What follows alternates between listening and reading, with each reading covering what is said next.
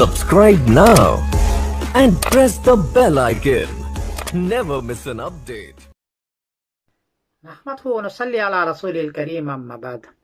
मौलाना सलमान नदवी साहब दामत बरकातहुम का मैं एक वीडियो देख रहा था कि हजरत माविया रजी अल्लाह तआला अन्हु के बारे में और उनकी जमात के बारे में कह रहे थे, नासिबी हैं, गासिब हैं, गुनाहगार हैं, आसी हैं, और इतना तेज जुमले बोल रहे थे कि मैंने अहले सुन्नत वल जमात में से किसी को ऐसा नहीं सुना कि सहाबा के सिलसिले में इतनी तेज जबान इस्तेमाल करता हूँ।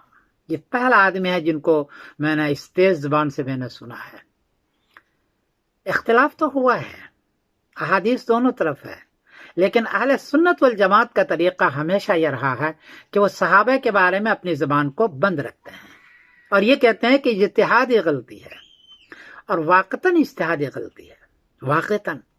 इसलिए कि असल बुनियाद जंग जमल और जंग सिफीन का यह है कि हजरत उस्मान रज़ी अल्लाह को जिन लोगों ने शहीद किया उन पर लगाम लगाया जाए, क्योंकि पूरा अरब का माहौल, मदीना का माहौल खराब हो चुका था, अमन बरकरार नहीं रहते थे।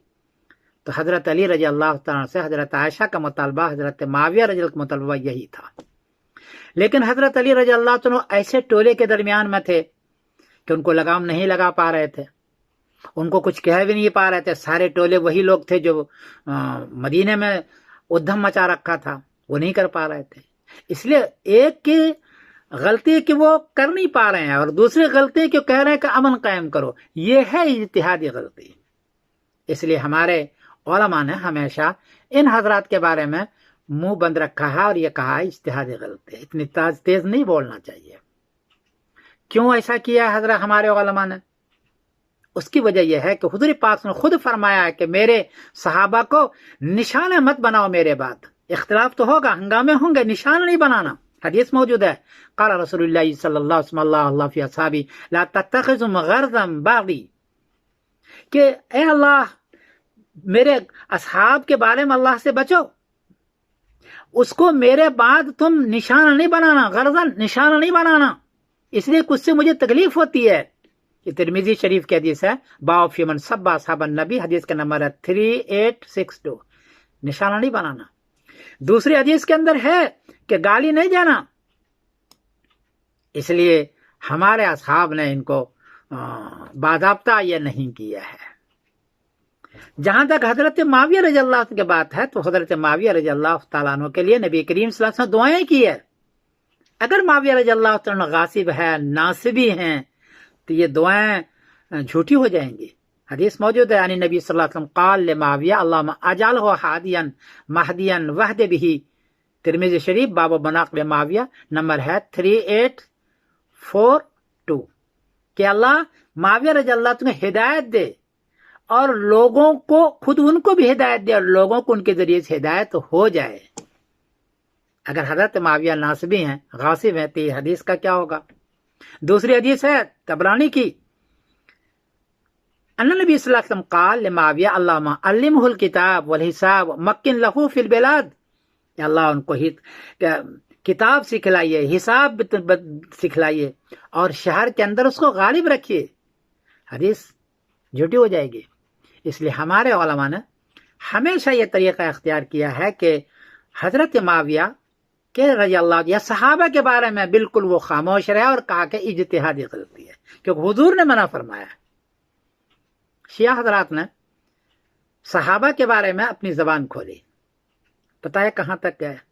हजरत अबू बकर सिद्दीक, हजरत उमर, हजरत आयशा, हजरत हफ्सा को हर मजलिस में वो बुरा भला कहते हैं, कोई मजलिस खाली नहीं होती।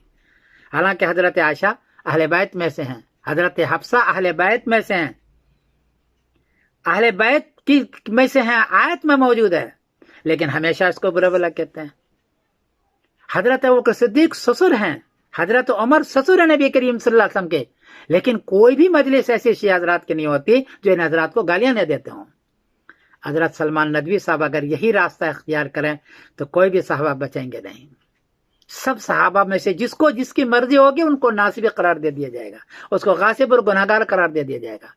इसलिए मौलाना सलमान नदवी साहब, मेरी दस्तबरदवा आपसे गुजारिश है कि आप नदवे के अहले सुन्नत वल जमात में से आपको इल्म दिया है, آپ ذرا حضرت معاویہ یا ان کے ساتھی حضرت موسیٰ اشعری رضی اللہ تعالیٰ نے ان کے خلاف میں حضرت جنگ جمل حضرت عائشہ نے کیا ہے، بہت بڑے بڑے صحابہ ان کے ساتھ بھی ہے، ان کے بارے میں زبان ذرا سا آپ اتنی تیز استعمال نہ کیا کریں۔